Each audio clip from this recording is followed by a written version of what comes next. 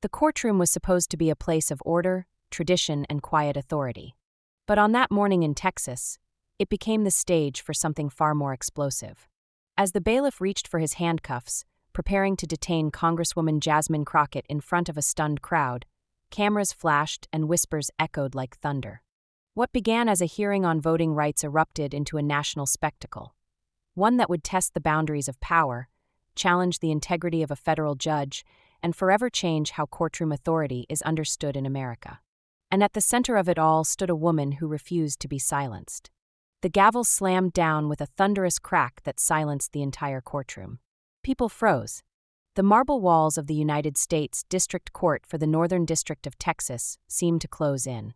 At the center of it all stood Congresswoman Jasmine Crockett, unflinching, composed, and poised at the defense table. Judge Anthony Terenga leaned forward, his eyes locked on her, burning with fury. "Miss Crockett," he said, his voice tight with restrained anger, "your public remarks about this court's procedures constitute direct contempt. I am ordering the bailiff to take you into custody immediately." Gasps rippled through the gallery. The cameras, dozens of them, zoomed in, catching every second of this surreal moment. Was a sitting member of Congress really about to be handcuffed in the middle of a federal voting rights hearing? Crockett stood still. No fear. No panic. Just quiet resolve. Her legal team erupted in protest, but she calmly raised her hand to silence them. "One moment," she said, voice steady as steel. "Before this court makes a historic mistake, there is information that must be entered into the record." Judge Terenga's expression twisted in disbelief. "This is not the time for grandstanding, Congresswoman." "I'm not grandstanding," she replied, opening a thin manila folder. "I'm protecting the integrity of these proceedings." This wasn't just a legal argument, it was a reckoning. In that folder was evidence that wouldn't just challenge the judge's ruling, but question the very impartiality of the bench itself. The courtroom was packed. Spectators, reporters, legal observers, all of them sensing they were about to witness something extraordinary. Case 23-CV 4721, Coalition for Voter Access versus the State of Texas, had already attracted national attention. At its core was Texas Senate Bill 4791, a sweeping set of new voting regulations that critics claimed would suppress minority turnout. On one side, the state's legal team, led by Deputy Attorney General Maxwell Reed, a veteran of courtroom battles and a staunch defender of state policy. On the other, Congresswoman Crockett, stepping away from Capitol Hill to represent the coalition pro bono. Before her election to Congress, Crockett had been a feared and respected civil rights attorney.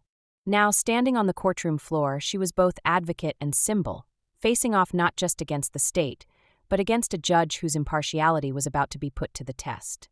Judge Terenga, appointed 15 years prior and known for his rigid courtroom control, had already made headlines for limiting testimony from key witnesses, mostly voters who claimed to be disenfranchised by the new law.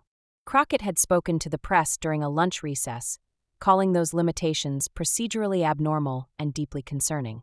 The next morning, Judge Terenga was ready to strike back. "I want to address comments made to the media that undermine this court's integrity," he began. Crockett didn't blink. "With respect, Your Honor, I spoke to the real-world impact of excluding affected voices from this courtroom." "You suggested bias," the judge snapped. "I described an imbalance in treatment. That's a fact, not an accusation."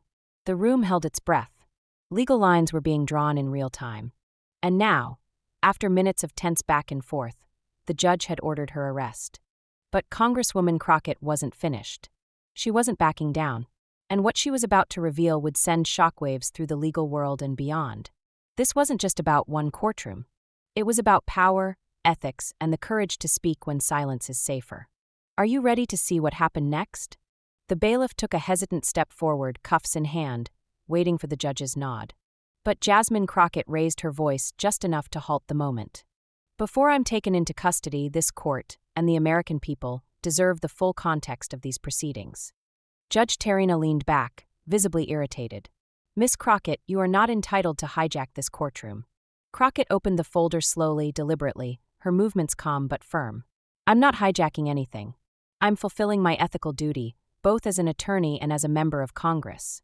She lifted a printed email thread, holding it so the courtroom could see. "This is a series of communications between Your Honor and Richard Fulton, CEO of Secure Vote Systems. The same company awarded a $43 million contract to implement SB 4791. The same law we're challenging here today. The entire courtroom stiffened. Reporters froze mid-note. The gallery fell deathly silent. "You're alleging impropriety?" the judge asked, voice cracking slightly. "I'm stating facts," Crockett replied. "These emails were sent from your official court email address. They're subject to FOIA, Freedom of Information Act requests. My team acquired them lawfully." She handed a copy to her co-counsel, who quickly passed it to the court clerk. "In these messages, Mr. Fulton thanks you directly for guidance on shaping voter legislation that would survive judicial scrutiny. There's also mention of 3 private dinners held during the drafting process, none of which were disclosed to this court." Judge Terenga's jaw tensed. "This is outrageous. Taken out of context." Crockett didn't flinch. "We've also obtained a certification from the court's own IT administrator verifying the authenticity of these exchanges. Furthermore, I've transmitted copies to the Judicial Conduct Committee and to the House Judiciary Committee, where I serve." Gasps erupted from the gallery. Deputy Attorney General Reed stood up slowly. "Your Honor, the state of Texas had no prior knowledge of these communications. If they exist as described, they may constitute grounds for recusal." Judge Terenga tried to maintain composure, but the shift was visible. The balance of power in the courtroom had changed. "And finally," Crockett added, "I have filed a motion for your immediate recusal based on judicial ethics guidelines under Canon 3, which requires disclosure of personal relationships that could raise questions about impartiality." The judge's voice, once thundering with authority, now trembled with tension. "These accusations are procedurally improper. Not if they're supported by fact and submitted through appropriate legal channels," Crockett answered coolly. The bailiff, still standing awkwardly beside her with the cuffs, turned toward the bench, uncertain what to do. At that moment, Crockett delivered the final blow. To proceed with my arrest now would appear retaliatory, not judicial. And it would expose this court to immediate review by the Fifth Circuit. It was a masterstroke, legally precise, ethically grounded, and delivered with composure that stunned even her detractors. Judge Terenga finally looked down at his bench, then back up. "This court will take a 30-minute recess to review the materials." The room exhaled. The handcuffs were never used. And for the first time that morning, Judge Terenga left the bench not in control, but under a cloud of looming accountability. As the courtroom emptied into the halls, reporters scrambled to update headlines. Social media buzzed. "Judge versus Congresswoman" trended within minutes. Legal experts across the country began weighing in. But for Crockett, it wasn't about headlines or hashtags. It was about principle. And her battle had just begun. When Judge Terenga returned from recess, the transformation was unmistakable. His commanding presence had softened into something more cautious, even humble. The documents submitted by Congresswoman Crockett had done more than stall an arrest. They had shifted the entire legal landscape of the case. With a solemn voice, the judge began, "Upon review, this court acknowledges that the communications referenced do exist and may create the appearance of impropriety. Judicial ethics require not just actual impartiality, but the absence of even perceived bias." He paused, scanning the packed courtroom. "Therefore, I am recusing myself from this case effective immediately. Furthermore, the contempt order against Congresswoman Crockett is hereby vacated." The courtroom broke into a wave of stunned murmurs. Crockett nodded respectfully but remained composed, focused, not triumphant. Outside, under the bright afternoon sun, she addressed the media with clarity and grace. "This was never about me," she said. "It was about protecting the fundamental right to vote and holding our institutions accountable when they fall short."